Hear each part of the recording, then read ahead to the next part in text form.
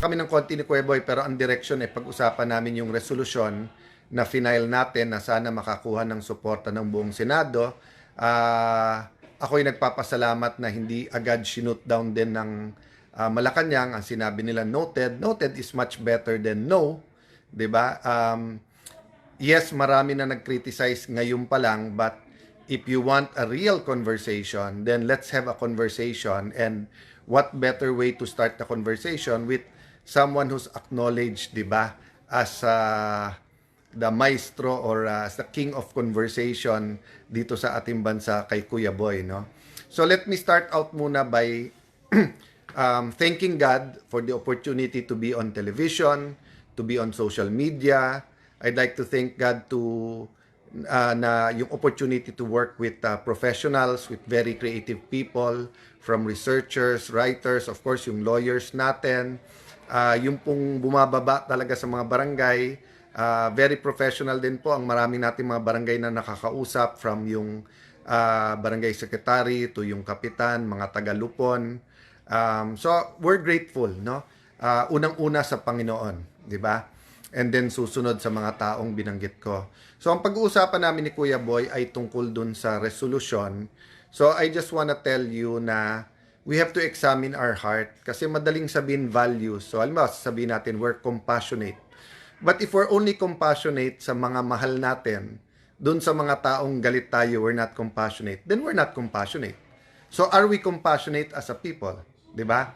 So, pag sasabihin mo, si Alan is a very generous person. If I'm only generous sa kamag-anak ko, then I'm a generous person to my relatives, not to everybody. Di ba? Pag sinabing Alan is a very patient person, tapos lahat ng makausap nyo, sinabi, tinarayan ako ni Alan, sinigawan ako ni Alan, mabilis uminit ulo ni Alan, akala ko ba patient? Yung pala patient pag yung asawa lang ang kausap, di ba?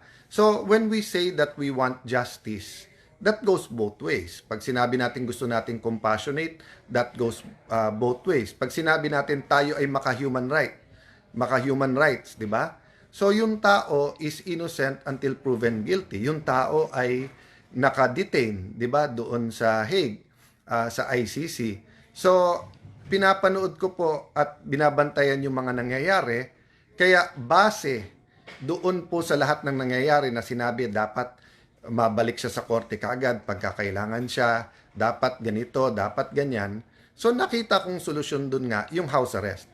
So hindi ko pangunahan yung conversation namin ni Kuya Boy, but I just wanted to relate that to values, di ba? Ang values natin natetest pagka ayaw natin i-apply yung value na yon. Di ba? So halimbawa, pag sinabing si Alan galit na galit sa malabong kausap. Pero sinabi nyo si Alan ay patient. Dapat kahit sa malabong kausap, I'm patient. Kasi kung hindi, hindi ka patient. So ano ba values natin as a people? Diba? Bakit dun sa mga nagsasabing tama yan, ilagay nyo sa ICC? Diba dahil sinasabi nyo human rights? May karapatan ng ating dating Pangulo sa kanyang dignity. May karapatan siya sa kanyang health, may karapatan siya na hindi naman siya napapatunayan pang guilty na makapiling, ma-meet yung mga kamag-anak niya. Advanced na in age, di ba? So, kung halimbawa po, kakampi nyo yung nakulong doon, will you have the same values? I hope I can also answer you the same. And I examined myself sa mga nakalaban ko before po, hindi ko po pinilit na dahil I disagree with them, they suffer. 'Di ba? I've always looked also at yung welfare nila.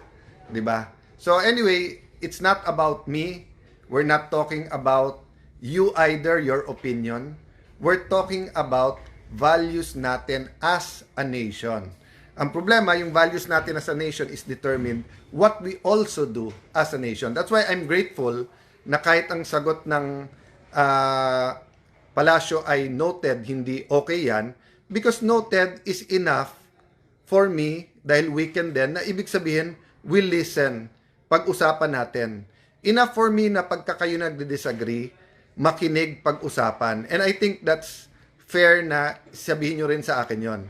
Na, Alan, pagka nagdi-disagree kami sa iyo, pwede bang makinig ka rin sa amin? Lindell watching from Italy, God bless you. Thank you, Brother Jeremiah, sa pagbisita at gising ka pa pala. Pasensya na kay Eunice, kay Tori kung late ka na naman umuwi. Julius Tuason Villamayor, good evening. God lang may alam ng destiny natin, but thank you, Julius. I'm happy naman where I am. I think ang lesson naman sa akin ni Lord, it's not the position, but be purpose-driven, no? Shout out sa mga taga Antipolo, sabi ni Carl Pendon, Dalia Monroe, good evening. So guys, magbabasa-basa lang ako ng konti bago mag-meeting kami ni Kuya Boy. But yun nga ha, yung values have to be seen in our life, in our action. Kung hindi, hindi natin values yon. Good night, magandang umaga, God bless you all.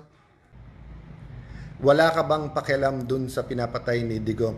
Anthony, dun kasi tayo nagkakaiba minsan ng paniniwala dun sa mga pro-Duterte at hindi, di ba? Ang iniisip ng ibang mga anti-Duterte na ang mga pro-Duterte believe in cold-blooded murder. Hindi po. Naniniwala po kami, especially nung time ni PRRD, that you have to be tough on crime.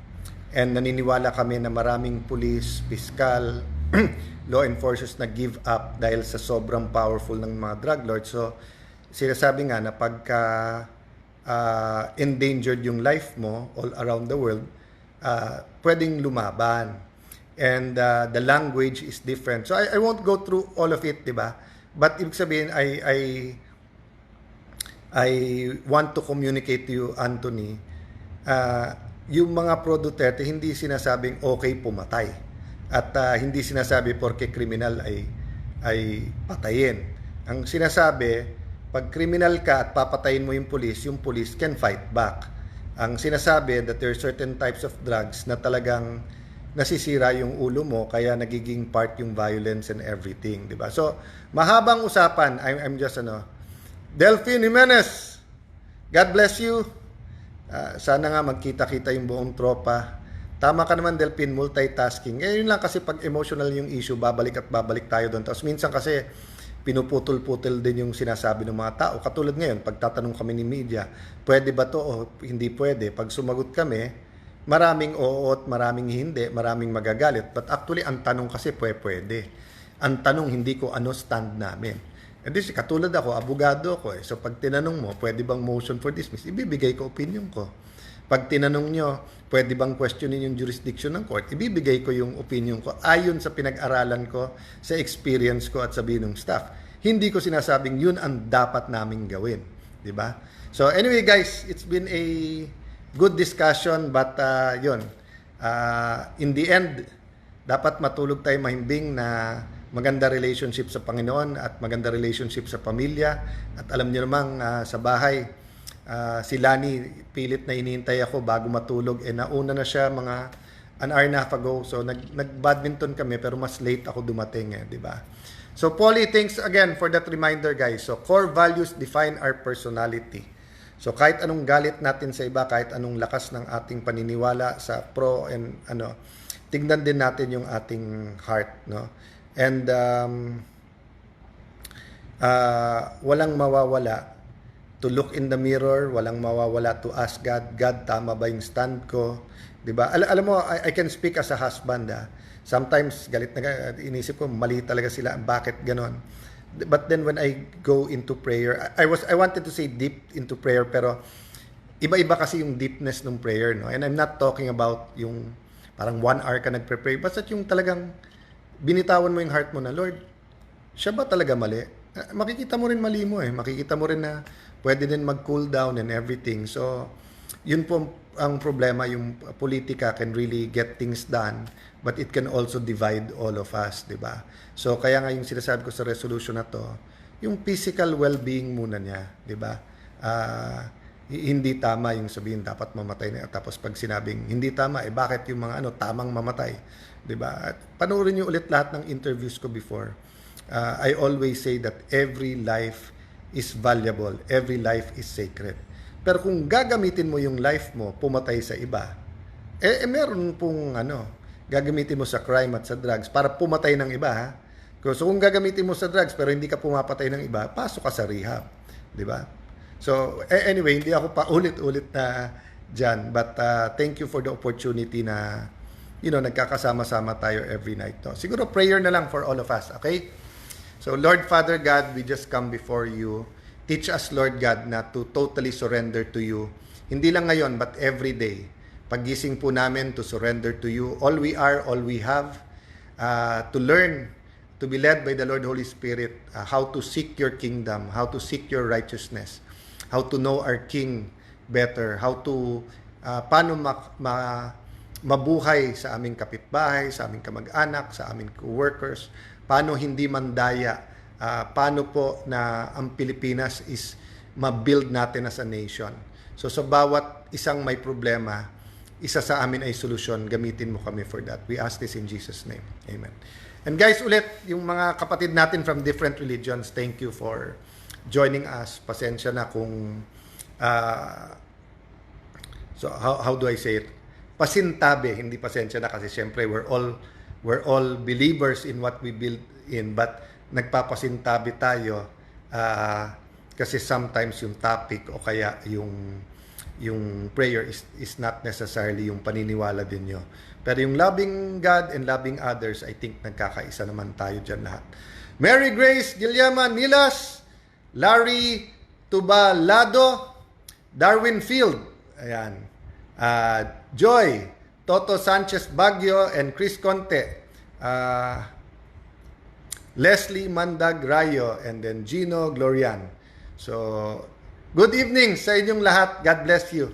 Pray for us po. May 2 weeks pa sa Senate and then marami pang mangyayari. Pero guys, tandaan nyo po, no, habang maraming issue na sa puso natin, marami tayong kababayan na talagang nagsasuffer, di ba? Whether they're in jail abroad, whether may kamag-anak na may sakit sa Pilipinas, whether utang-utang, whether ganyan, di ba? So, natural po, pagka may nangyaring highly emotional, katulad nito, nakakulong yung dati nating Pangulo, talagang mas madaling mag-away-away, di ba?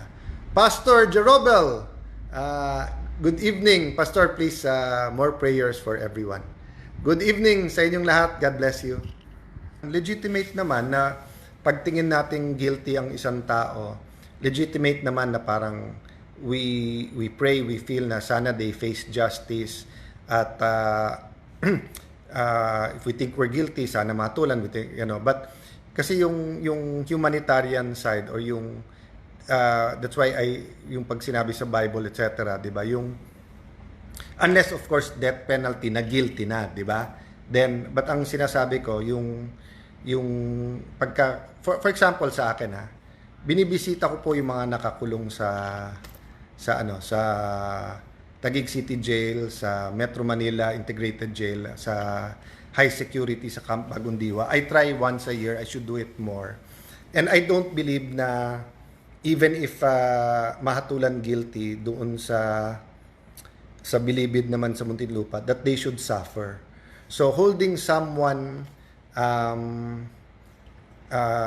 accountable sa ginawa and giving them the punishment is different from